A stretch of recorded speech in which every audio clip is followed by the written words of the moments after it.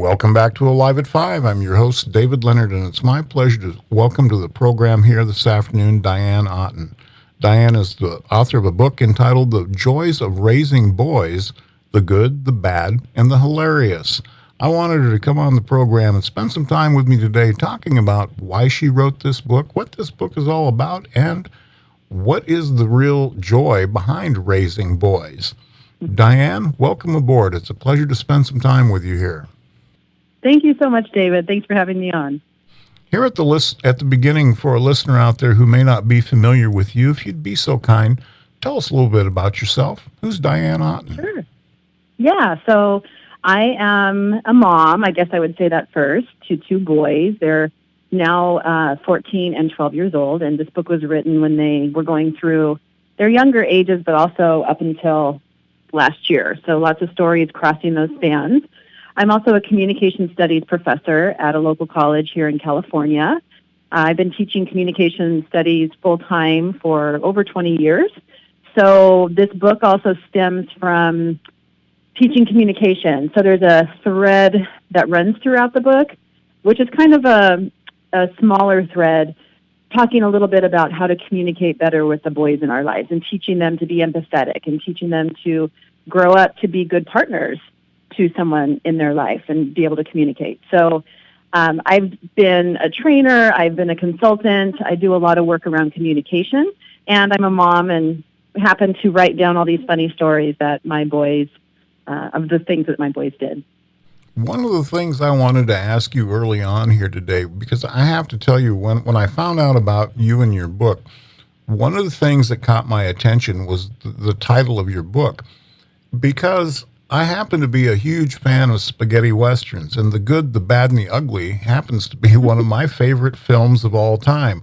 And so naturally, when I saw the title of your book, Raising Boys, the Good, the Bad, and the Hilarious, I had to say, okay, I've got to ask, when I get the chance, I've got to ask her, why did you choose that title? You know, I think as a mom of boys, and anyone who's around boys knows, boys are wonderful. There's so much good and fun that you have with these boys. Then they can be very naughty, David, which is the bad. And there's definitely some stories of them misbehaving. But mostly, they're so funny, and that's the hilarious part. And that's actually the focus of my book, The Joys of Raising Boys, is focusing on the hilarity of these boys growing up, trying to navigate the waters of figuring out their bodies, my bodies, pregnancy, how all this body stuff works. And anyone who's been around boys will definitely relate to the kinds of questions that they ask. Yeah, now, this next question may seem like kind of a no-brainer, but I really feel like I need to ask you this. Mm-hmm. You said just a few minutes ago you were speaking, and you mentioned that one of the reasons you wrote the book was to help people try to communicate better with boys. And that leads me to a couple of questions. First of all, what are the obstacles, I guess, that already exist to communicating boys, and why would someone want to do that? Well, if you look at the way, generally speaking, and anytime we talk about boys and girls, you have to think of the bell curve of research. So most of the research is obviously reporting on the majority of boys and the majority of girls. So the majority of boys grow up in the boy culture. And boy culture involves competition.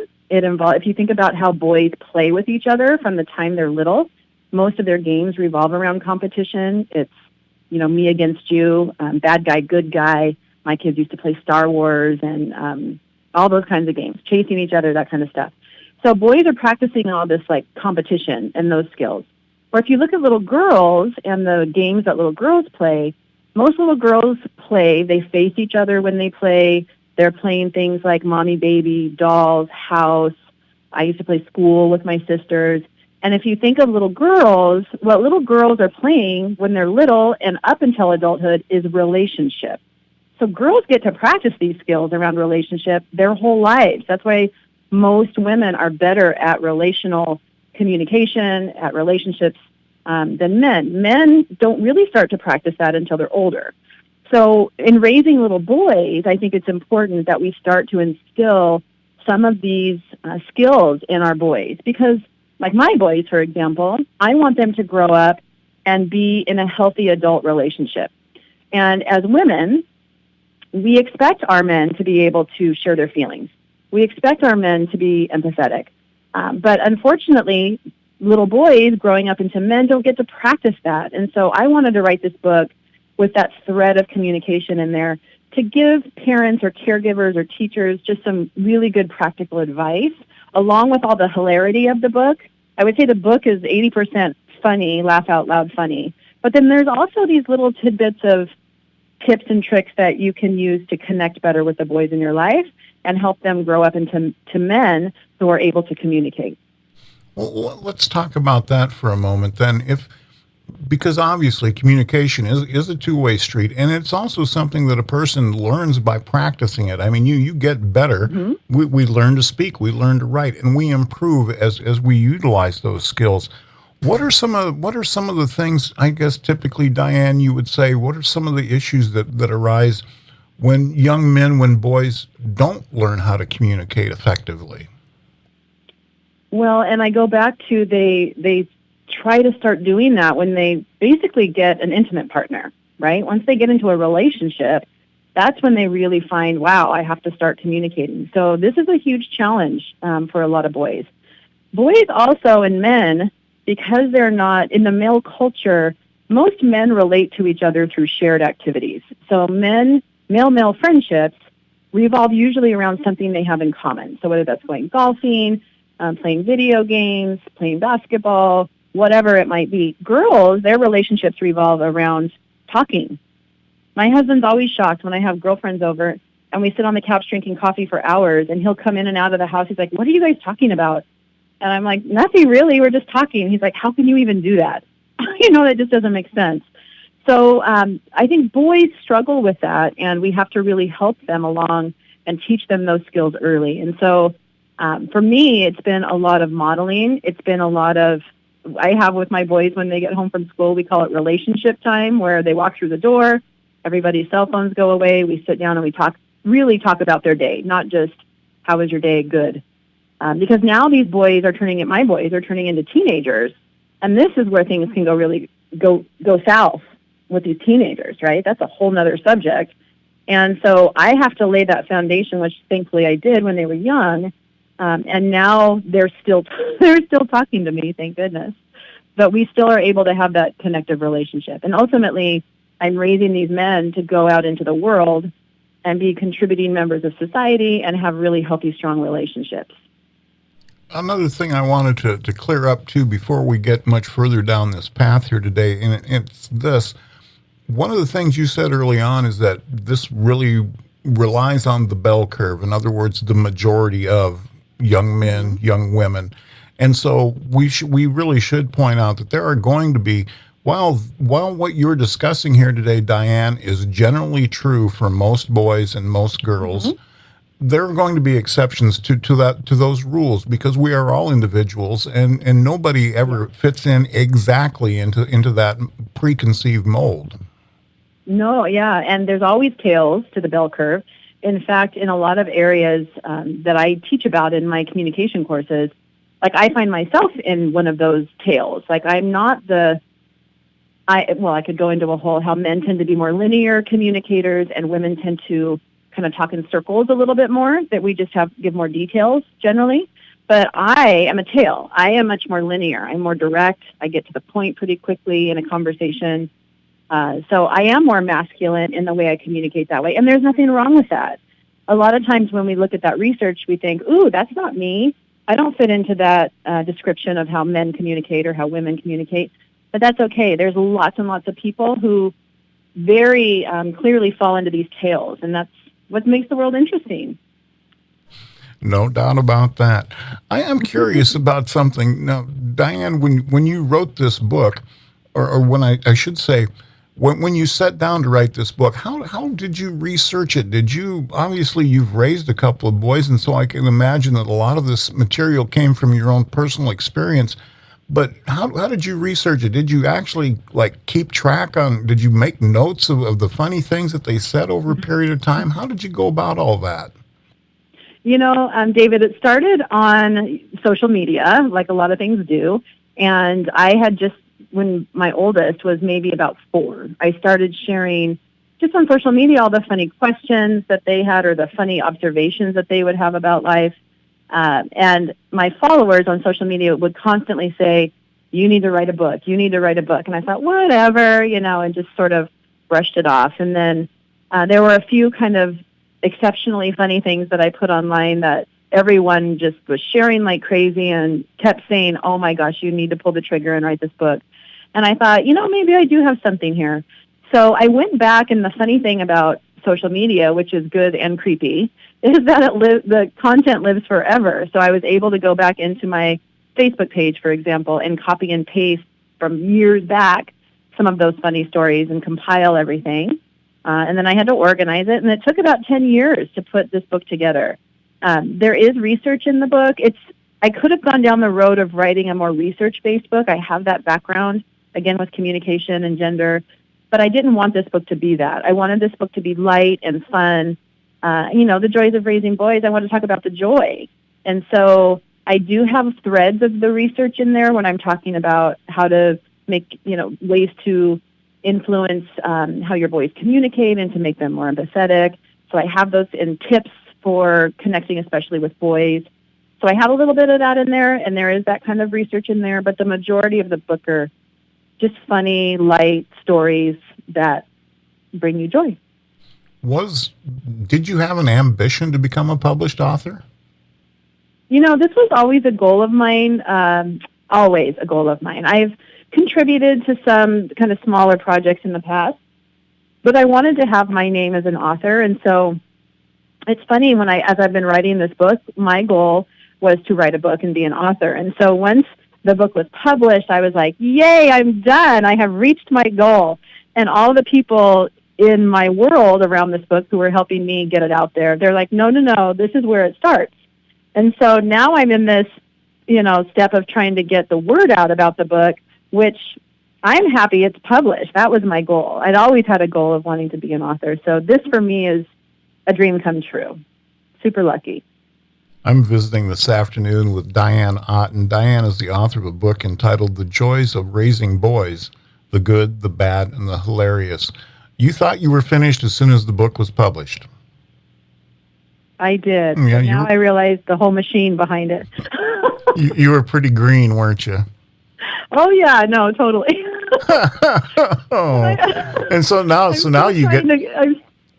Go ahead, I'm sorry. No, I was going to say, now you get to spend your afternoon speaking with people like me on the phone. Well, this part I love. I communicate. I'm a communication person. This Sure. is okay. Yeah. It's the self-promotion online and that kind of stuff that is challenging for me.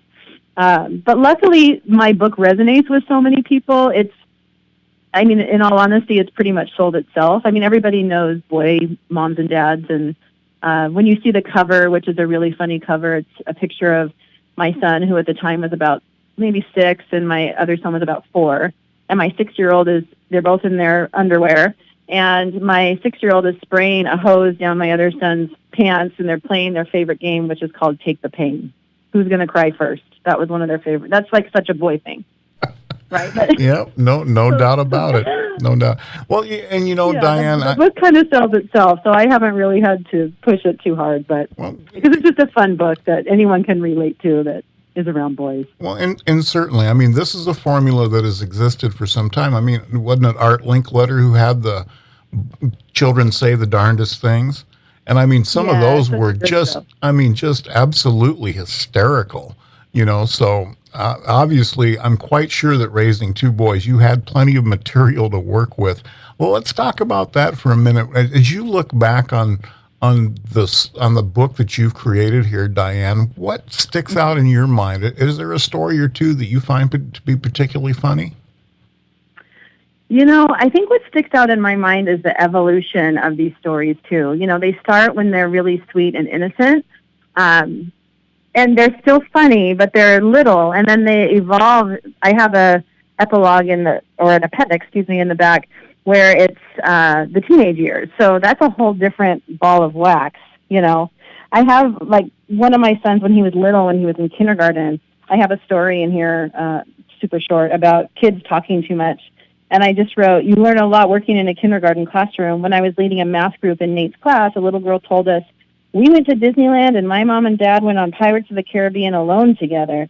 My dad got so scared that his pants burst open, and when they got off the ride, his pants were open and unzipped. Nate turned to me and said, "Has that ever happened to you and Dad?" You know, just funny, funny questions these kids have. Tell me a little bit about, I guess, as you mentioned, the response has been very good. Tell me about that. What are people telling you that they gain from reading this? You know, it is so rewarding to hear the positive feedback and seeing, for example, the reviews on Amazon from people that I don't even know that are finding joy in the book. A woman told me yesterday she was reading the book and she was at the laundromat and she was sitting out in her car with her window rolled up. And she said, I was laughing so hard that this woman who was also sitting in her car next to me got out and came over and knocked on the window and asked me what I was reading because I was laughing so loud and she could hear me through the car. And that to me makes me so happy. I had another friend who was on an airplane and she was reading it and laughing out loud. And she said all the people around her started laughing too because she was laughing so much and everyone was asking what she was reading. So it just makes me happy that people are, and again, some people that I don't even know are finding joy in the book and just bringing a smile to people's faces. Given the fact that people are finding it so funny, do you have any concerns that they're missing the serious side of what you're trying to get across? You know, I would say no, I'm not. There is a little seriousness in there when I am talking about the research behind some of those things we talked about earlier. But again, this book is 85% funny stories. So that is the goal. The goal is to sort of effortlessly teach a little bit and weave in a little bit of my expertise, but also really at the end of the day is to just give someone a book that they can sit and crack up and read and share and give as a gift, and it makes people happy. I mean, that really is what I wrote it for. I could have written a much more serious research-based book, and I probably will. That might be my next one. But this one I really just wanted to be, I call it a memoir. It's like a memoir, funny stories, but all about being a mom to these crazy boys. Well, and certainly, Diane, I would tell you that there's no reason not to take great pleasure in having provided other folks with the ability to laugh, because certainly that's something that we all can use more of in this world. One of the things that you've spoken about is that one of the goals of your book is to help people learn how to communicate more effectively with boys, teenagers, and men. And so I'm curious, one of the things that I've heard quite often, especially from parents as their kids get a little bit older and they become teenagers, that it becomes especially difficult to communicate effectively with teenagers, girls or boys. What would you say? What would you say to a parent that told you that says, my son, we're just not as close and I'm as I want us to be, not as close as we used to be, and I just can't seem to communicate so well anymore. What would you say in a situation like that? David, that is such a great question and such an important question because, and I'm going through, my son's almost 15 now. He's real close. And so I'm going through this too. And I've taught many seminars for parents in this exact situation. And the first thing I would say to those parents is that we want to expect that that's going to happen. Don't let that be a surprise. So my son's just starting to kind of, turn into that kid. And I'm like, here it comes. I know it's coming. I'm not going to fight it. I'm going to do the best I can to work with it. And so my best piece of advice that I know works for me and for sure, and other people that I know, boys, we go back to that boy culture of them playing side by side. Like when they're little, they're not used to all this direct eye contact. And, a lot of women get upset with men because they think they're not listening if they're not looking them in the eye. There's a lot of research that shows that that's just not true. Most men are more comfortable communicating side by side. So with our teenagers, if I can get my son, for example, sitting next to me versus across from me, and even better if I can get him in the dark. So the dark, there's so much research around boys communicating and being more comfortable communicating when they don't have to look at you and it's dark and you can't see them. So like, for example, I get my son in the car and we go for a drive. Like sometimes if I know something's bothering him, but he won't talk to me about it, I'll say, let's go drive to, whatever place that's 20 minutes away at night. Let's go get a frozen yogurt or whatever. So we get in the car and we drive, and I don't say anything. I'm just hanging out, and always within a few minutes he starts talking. And when we're in the dark and we're in the car, the floodgates open. He communicates and tells me all kinds of things. The same is true when my boys go to bed at night. We've had this since they were little. This is a great thing for parents to start when their kids, boys and girls, are small, is to sit in the bedroom with them in the dark. We go back to the dark and just talk to them. I still do this with my boys. They're 12 and 14 right now. And every single night I sit with them for anywhere from 10 to 30 minutes, and we just talk with the lights off. And sometimes it's a really intense conversation, and sometimes it's light and fun. But what it does is it gives those boys an outlet to open up and to communicate. And that has worked wonders for me. And I know that advice has worked for a lot of my friends who have relationships with especially their sons, that they're struggling with getting them to communicate. And a lot of this starts, if you have little ones, starting when they're young. And that's what the book talks about too, is we really want to lay this foundation when they're small, so that we've been talking all along. I mean, can you imagine if I had never had a communicative relationship with my boys, and then all of a sudden they're 12 and 14, and now I'm trying to have this big open line of communication? That's just not going to happen. I have to lay that foundation when they're small and have those times where we sit down and we talk, and I talk to them in the dark, and we have these really good open conversations, because then now when they're 12 and 14, that's the norm. We've always talked like that. So why wouldn't they talk to me like that? They do definitely grunt and have a little sassy mouth every once in a while, and they're testing boundaries, which is all part of being a teenager too. But we still, at the end of the day, we talk. And I really feel like that's what's kept my relationship with my kids very healthy. Would it, excuse me, Diane, would it be a fair statement to say that this book is for parents who want to become more deeply involved in the lives of their sons? I think there's definitely some advice in there that would help people in that situation. But again, I go back to, I don't want someone to buy this book thinking it's like a self-help book. There's a little thread of that in there with the advice. Kind of at the end of each chapter, I give a little reflection from mom and give a little tidbit. But I would say the book is more for someone who wants to just have an easy, fun, light read with a little bit of advicey stuff sprinkled in there. So I don't want people to feel like this is and again, I could have written that book, but it's not like a self-help or an advice book so much. Let me ask you this. In the course of writing this book, of actually putting it down on paper, what did you learn? What did you come away from this experience with that you didn't have before? I think I came away with realizing that my life is definitely not perfect. My boy's life is, and our communication is not perfect either. And that's okay. That's probably one of my biggest realizations is, as parents, especially with social media, I think we see everybody's picture-perfect life around us. And I very quickly realized that a lot of that is not always true. And for me, realizing with my boys that, I lose my patience. I yell at them sometimes. I swear at them sometimes when I shouldn't, and I'm normal, and that happens in a healthy family. Those things happen. They don't happen every day.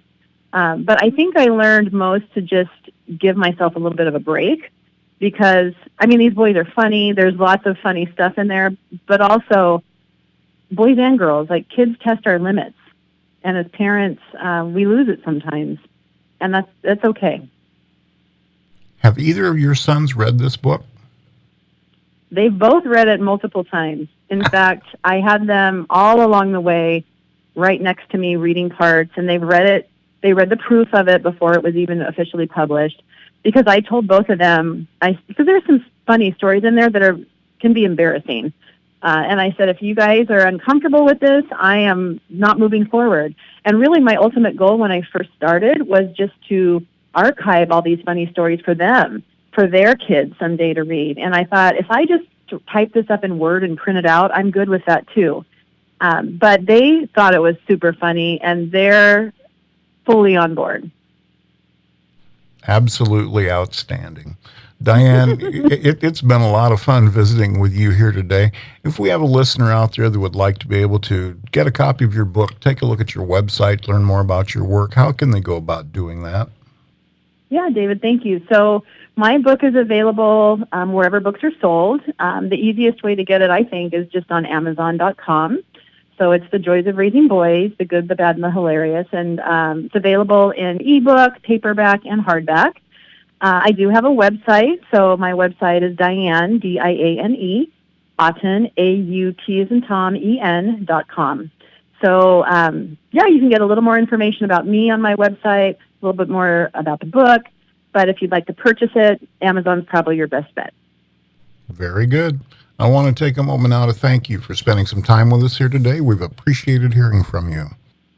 Thank you, David. I appreciate your time as well. That's Diane Auten joining me here this afternoon on Alive at 5. Her book is The Joys of Raising Boys, The Good, the Bad, and the Hilarious. Keep it tuned right here at Yankton's home team, AM 1450 KYNT. We'll be right back after this.